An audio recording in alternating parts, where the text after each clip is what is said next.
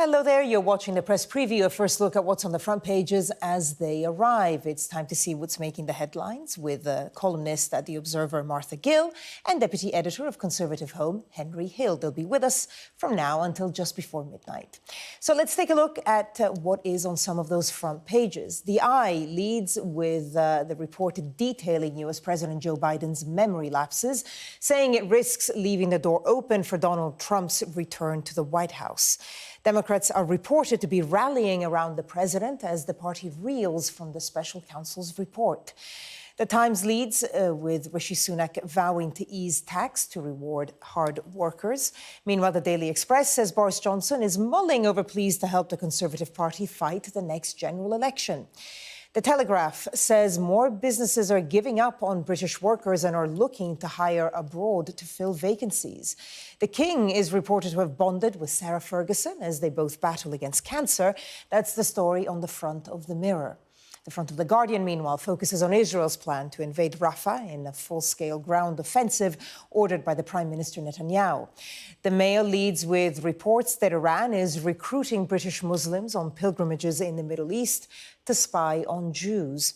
And The Sun leads with Ant McPartlin telling his TV pals that he is about to become a dad.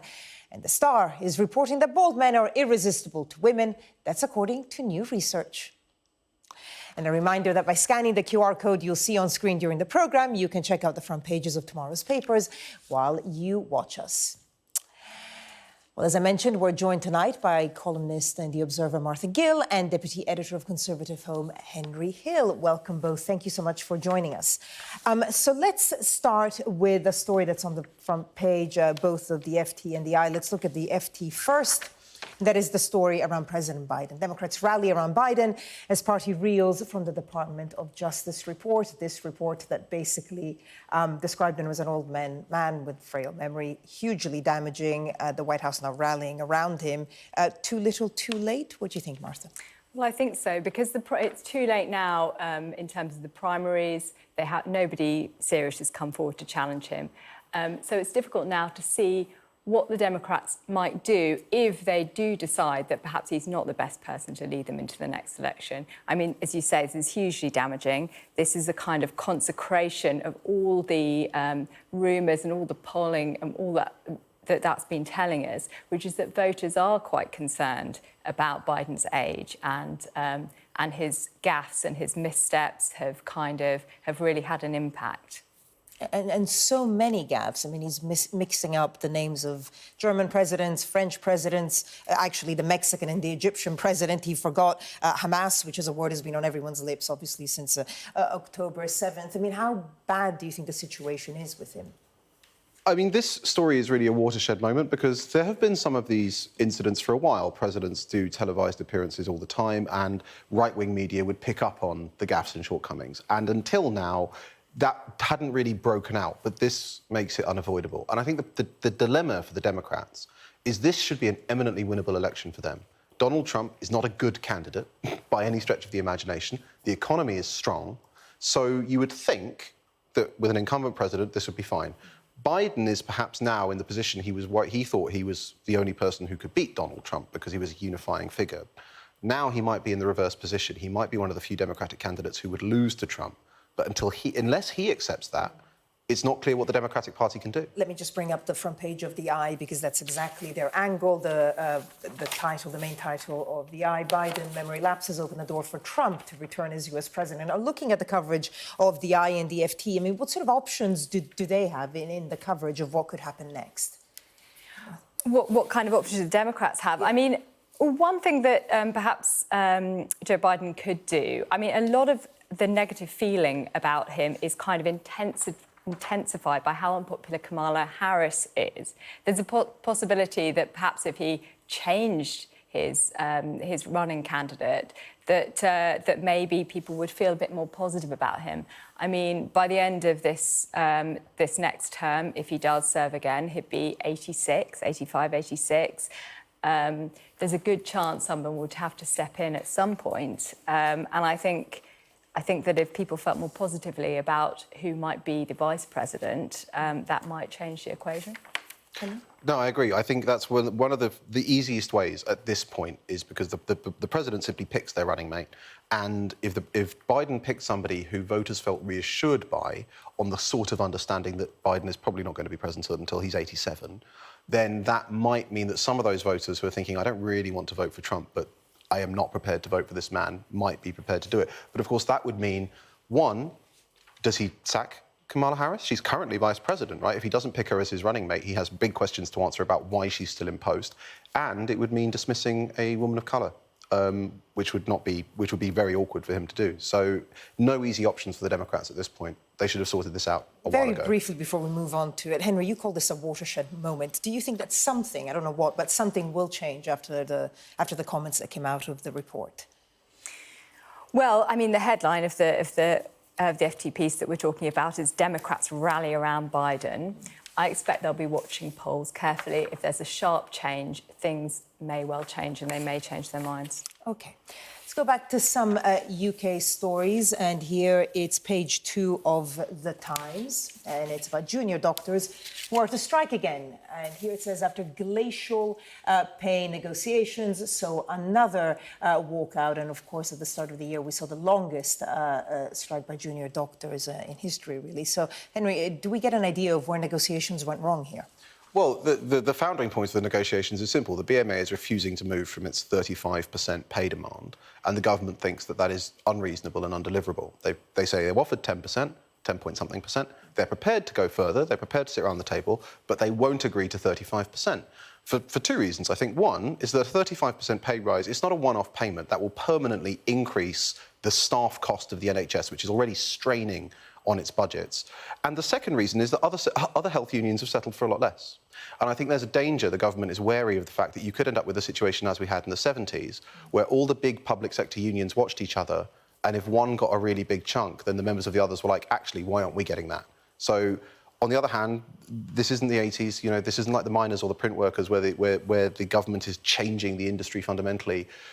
If these people continue striking, the government has no way to force the issue to a close other than paying them off. Martha? And, yeah, there's a lack of doctors. The NHS is understaffed. This is the other side of the rock and the hard place.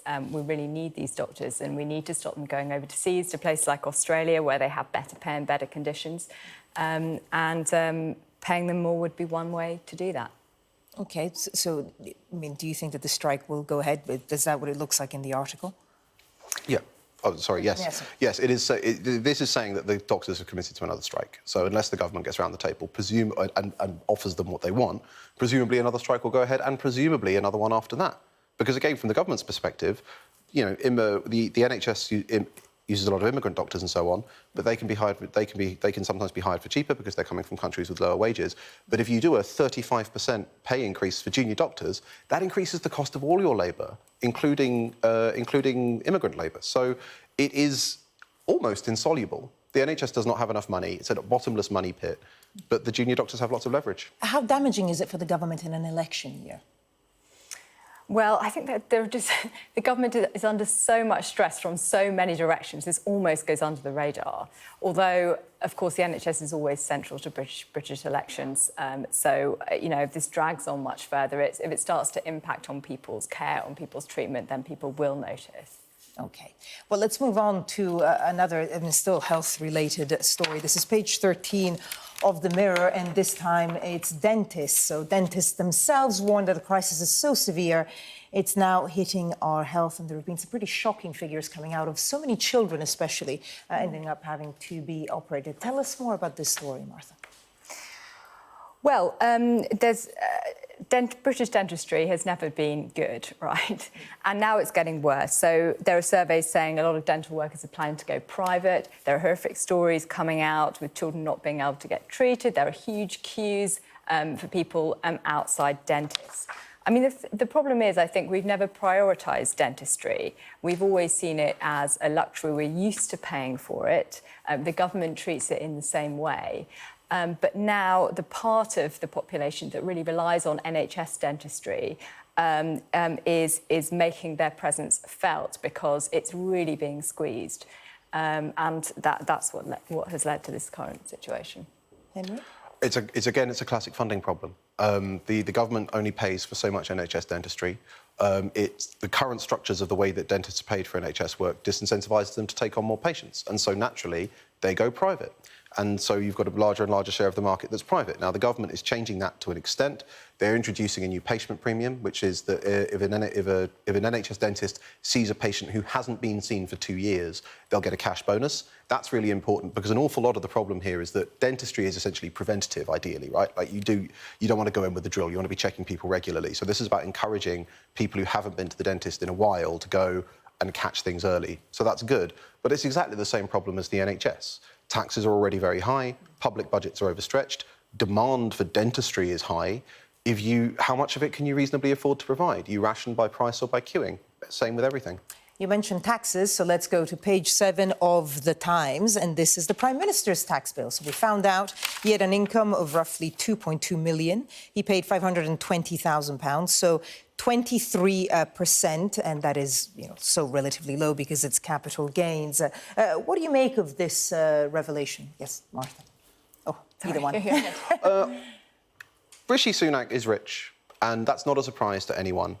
And I personally don't really like the Prime Minister's publishing their tax returns, but fundamentally, yeah, as you say, the reason that he's been taxed the way he has is because he is using tax perfectly legally, and we tax capital gains, which is money from investments and so on, lower than many other countries. So there's some stories in the way the Times has written it up is that they've analysed his overall tax rate, and they've done the same with the Chancellor. Yeah. But that can be misleading because, of course, we design the tax system to have different taxes at different levels for a reason. The difficulty with this story is that voters in Britain don't tend to mind people being rich as much as some people assume they do. When Rishi Sunak was popular, the fact that he had an electric thing that heated his coffee didn't bother anyone. But in the midst of a cost of living crisis, when you're already 20 points down in the polls, this kind of thing can just make it that much harder for him to shift the perception that he doesn't personally connect with the struggles of many voters. I guess that's the point, Martha. How damaging do you think it could be?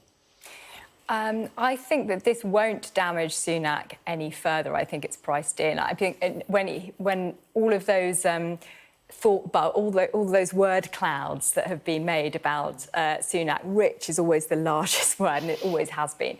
We know that he's rich already. Henry's right that it doesn't help. It doesn't help when he's talking about the cost of living, which is the crisis we're currently living through.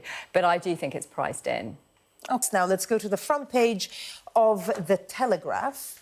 In their headline, British firms giving up on British workers. More businesses looking to hire abroad despite soaring numbers on benefits. And some pretty startling figures in this article.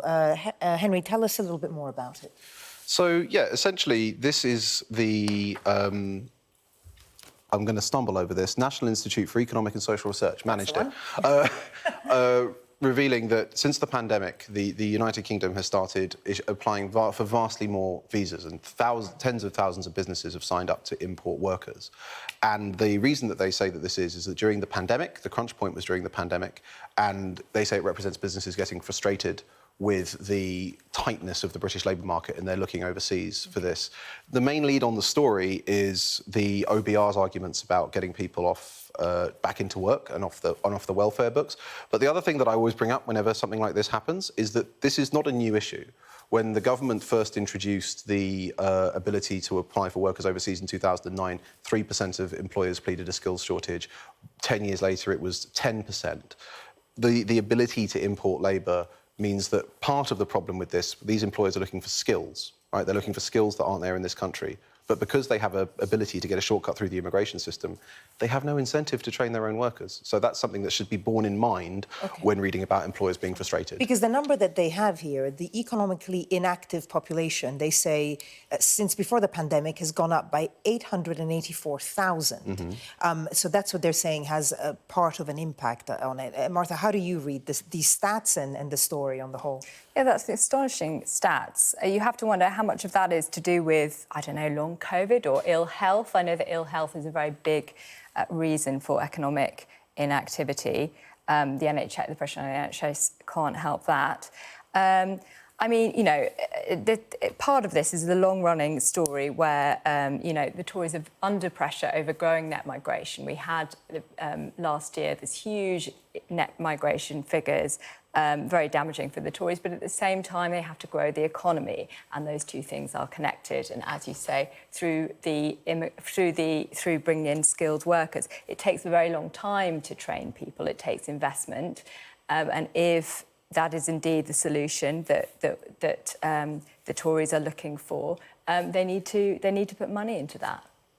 But is there any sign of that happening? I mean, you know, in the wider Absolutely context and not. discussion about immigration that we're seeing in this country, especially in an election year, I mean, how do you think the story adds up with what else is being discussed? Well, the economically inactive thing is a real challenge for the Tories, because the phrase doesn't just involve people who are out of work, either on unemployment benefits or because they're ill. It also includes things like students, and obviously we're sending more people to university than ever, but most awkwardly for the Conservatives, it also includes the retired.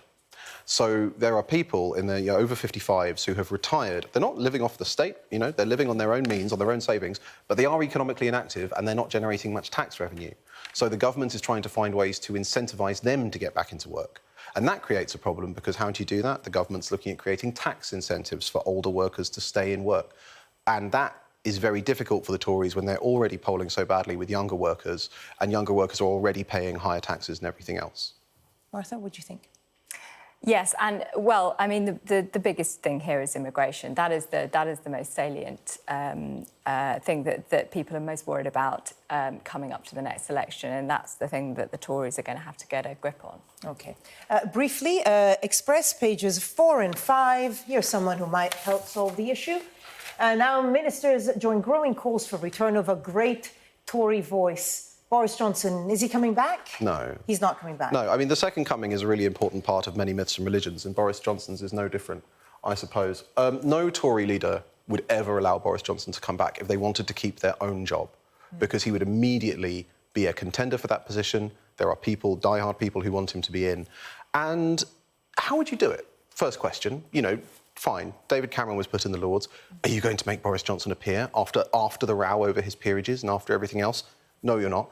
Are you going to line up a by-election for him? No, the Tories are 20 points down. They don't want any by-elections. So it's very, very hard to see how it could happen. And even if it could, there's a certain core of Tory MPs who genuinely think Boris Johnson will just win the election because he won the last one. Yeah. And the Thatcherites were like that in the early 90s. Like, she never lost an election. It's like, yes, but she would have been absolutely routed if she'd actually stood in 1992. Some people in the Tory party just can't accept that Boris Johnson is now a very polarising and divisive figure and would probably do the Tories as much harm in so-called blue wall seats as he did good in the red wall. Considering all that's happened, 2019 feels like light years away. Martha, very briefly, if you can, your reaction to a possible, although unlikely, as Henry says, return of Boris Johnson. The only thing left to say after that very comprehensive overview is that he's also very, very personally unpopular with voters. When he was ousted, his poll ratings were dire, and he was not that personally popular during the election he won either. OK, well, doesn't look like he's coming back. So, Martha Gill and Henry Hill, thank you both so much for the moment.